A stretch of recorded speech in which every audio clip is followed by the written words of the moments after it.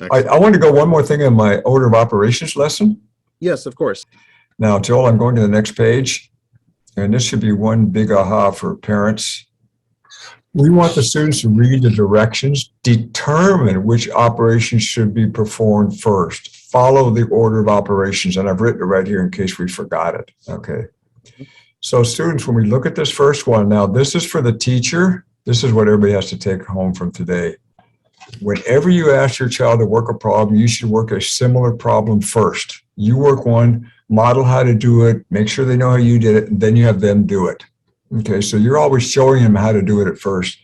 Joel, you remember we've seen math taught as brain busters, where the kids are just, they're so stuck, they can't figure out what to do. So this one says, what should we do first? Now, we know if they're the same, addition and subtraction, we can just do from left to right. So I'm just going to do this first. That's right. And then, John, remember, parents at home, if your workbook, your worksheet only gives you one problem, it's up to you to make a second problem, right? So you can work one and they work one. That just has to happen because you have to explain your logic. And you say it out loud. John's going to show us an example of how he's going to explain his logic. And he's going to talk to me like, I don't know, like a 12 or 13 9-year-old. I don't know. All right. And I won't be offended, John. So go ahead.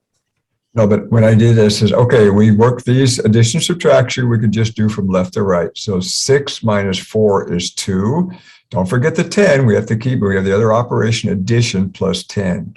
Now we can do the second step. The 2 plus 10 is 12. I actually stopped right there and said, explain where these numbers came from. Where did 2 come from? Where did the 10 come from? And where did the 12 come from? The students need to recognize where that came from and that you brought this other number down because you hadn't done anything with it yet. Although these numbers are very simple. So this is mine. Now, the students do this. So Joe, get out our whiteboards or a blank piece of paper or a little whiteboard you've got on the wall. And I just want you to circle what operation you're going to do first and show me and tell me why you're doing that one first. Okay. What operation? Okay. I'm going to write down the operation. I think I should go first. Now, do I have just put my answer up or are you going to tell me? What do I do? Well, just hold it up so I can see it. All right. So tell me which one you're going to do first and why. I think I should do 8 minus 1, and I don't know why. Okay, let me go backwards. Actually, it's on the prior page. If we have addition, subtraction, we could just go left to right. The reason is we've got what? Addition and subtraction, which are together. And if we've got several addition and subtraction, we just do them from left to right. Oh, you told me that, but I wasn't listening. I'm sorry. So, right, but no, parents, if your child can't answer, that's your job to give corrective feedback, to go back and teach it again. As simple as this is. Now, you may say this is a pretty simple problem, okay, and I would have them do that, okay. Now it's getting much more complicated. Now, I need to do this one first. Don't ask the kids to do this one. They're liable to go 2 squared is 4 and 6 minus, they're going to do it wrong. So remember, when we do our order of operation, we have to do whatever's inside the parentheses first. So I'm not doing the squared, I'm not subtracting 20, I'm going 9 and I'm going to do this first. So now 9 minus 4 is 5. I still have the squared. I haven't done the squared yet, but I brought that down. I could stop right there. Joel asked me, how did I get this? Where did this line come from? Because when I see subtraction or addition together, I go from left to right. That's right. But what operation did I do first? Did I do parentheses? Did I do exponent? Or did I do subtraction? And what did I do first? Oh, you did the ones in the parentheses first. Right. If you want, Joel, here was a gesture I used. Look at me. It's what? Parentheses, exponents. Parentheses, exponents. Okay. So I would do this one. And then I would say, get your whiteboard and do this one. So again, teacher, student. So everyone needs to remember that you're always going to model one first, ask the students how you did it, and then have them work one. Now, I want you to notice how the pairs are escalating. This first one was pretty easy, right? It's just we're subtracting. Then what did we add next? We added what? The exponents and parentheses, and we did this problem. The students did this one. And I think there might be another one. Now it's even harder. We've got what? An exponent inside, but theirs matches it. It's inside. We have to do the parentheses first, so we have to do this, but because the squared is inside there, we're going to have to do that. Okay, so I'm not solving all of it, but I'm just telling you. Okay. So this is another thing. We always do match pairs, and we teach all variations. We start with simple ones and make them more and more complicated. Right. And then, John, everything you've asked me wasn't a recall question. You're very much asking me to explain my thinking. And as much as I want to say 4 or 3, you're making me say the whole sentence. And I think that's very important. What did you do next? Where did this number come from? Why did you do this? Okay.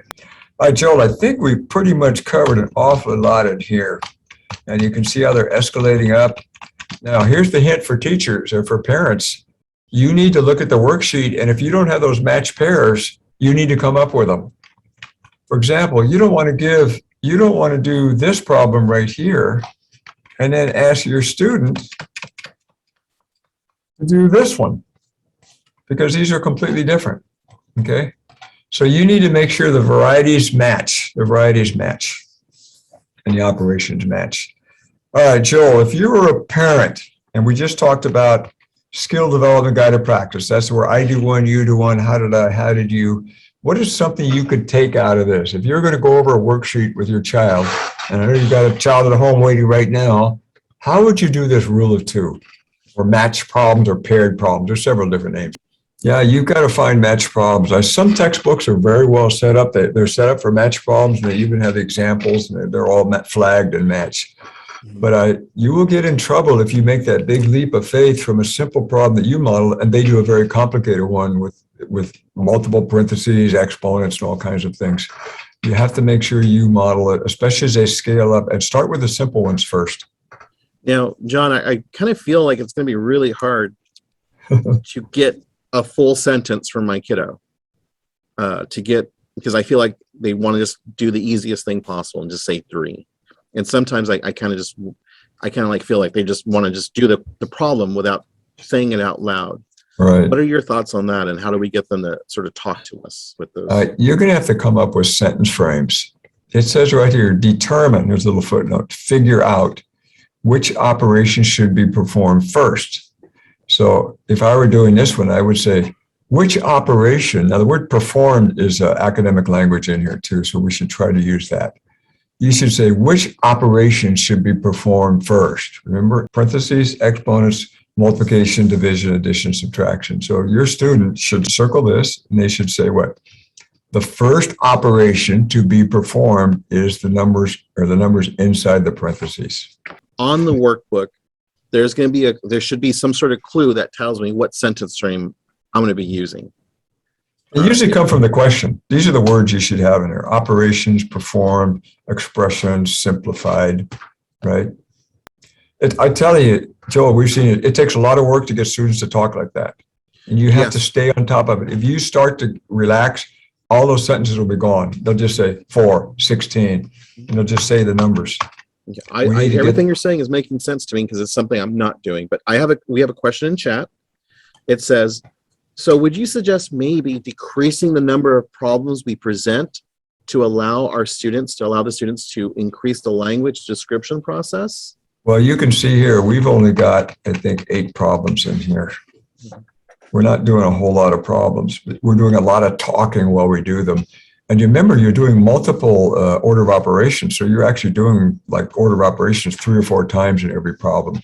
So yes, I would reduce the number of problems and do more talking and thinking about it. John, I mean, what's the parent role with my high school? What's the parent role with the high school? Are you saying I can use these strategies with my high school guys? I mean, what are your thoughts on that? We're doing exactly the same thing in high school. Exactly the same thing. You're going to read, you're going to pronounce words. We're going to do all that. Okay, just for the older students, look at the words: interpret, euphemism, oxymoron. We still need to define all those big words. Okay. We still need to go up here. We need to read a figure of speech refers to a euphemism is. And now you might have other words you might have to teach your students. Joel, everyone has said we've got the word vague. Did everybody see that word? That's a word you might have to teach your students. You might have to pronounce that. Okay, you got definitions and examples. Mm-hmm. And then we have checking for understanding questions over here on the right side. And now when we actually start doing the work, this is the first one for the teacher, and this is the student. So I'm not going to work the whole thing for you, but the word incident up here is a euphemism. We're saying incident rather than accident or train crash or what. We're trying to soften it. Okay, the people lost is actually referring to the people who died. We're looking in the story. Okay, so this could be one for you to do, and then your student can maybe do the next two. Okay, this is another one where someone talked about how long the problems are. You need short passages. I would do this right here. We're only using like one paragraph, and we're doing 3 examples out of 1 paragraph. Don't have them read a novel for 2 weeks and ask who's the character.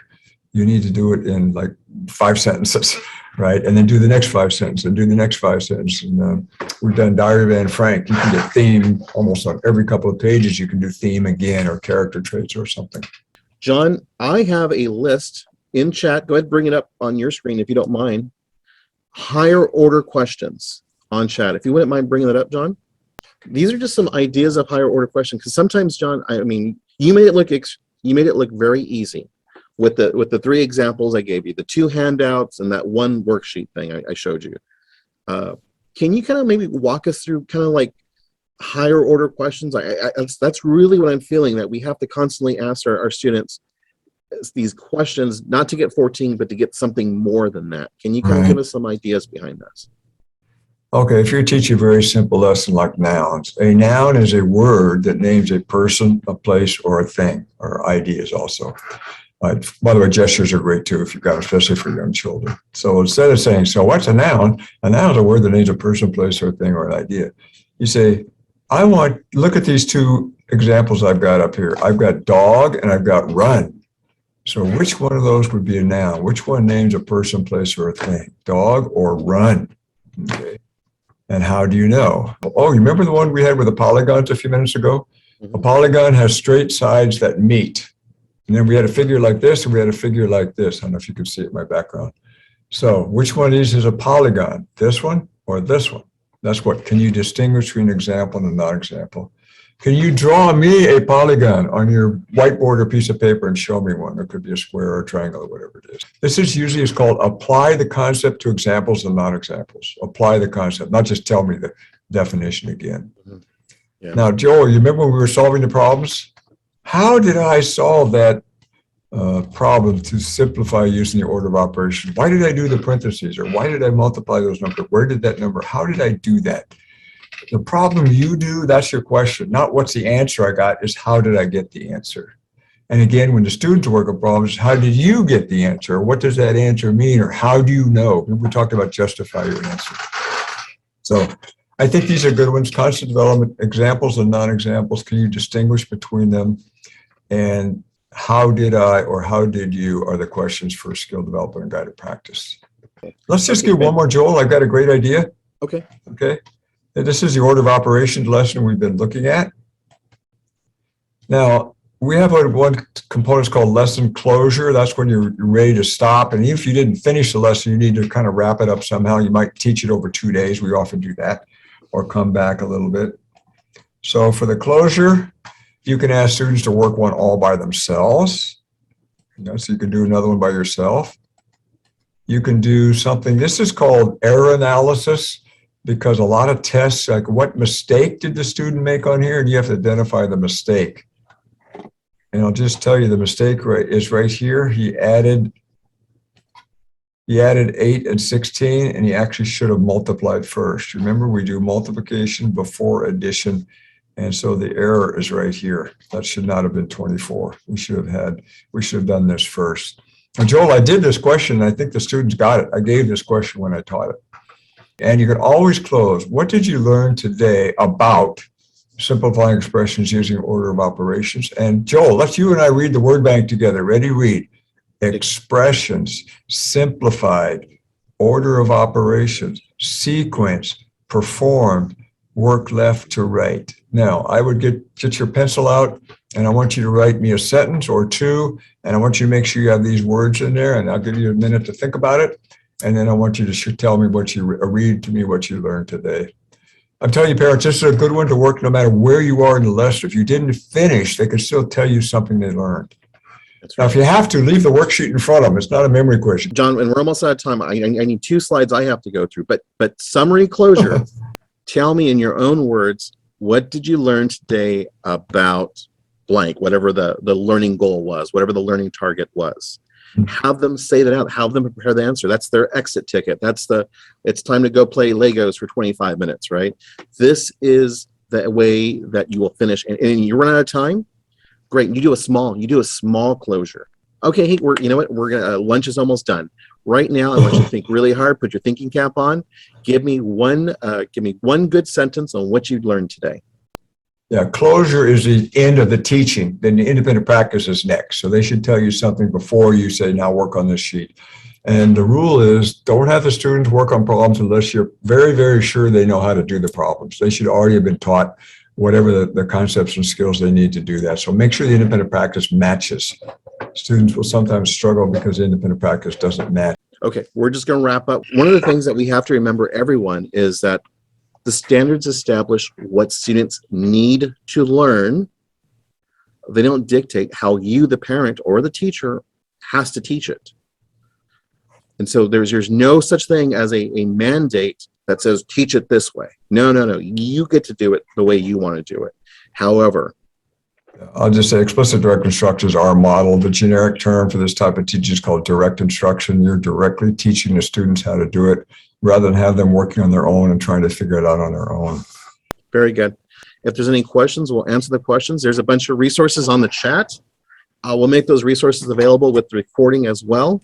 And anyone can access those at any time. There's no need to sign up or do anything crazy. Thank you very much, everyone. And have a good day. Bye-bye. All right, take care, everybody. Be good. Do we have audio? All right, let's go ahead and do audio test. 1, 2. I can hear you. You sound great. What about me? Oh, you have an echo. Uh-oh. It's not picking up from you, is it? Close your door, yeah? Do I need to get closer to the mic?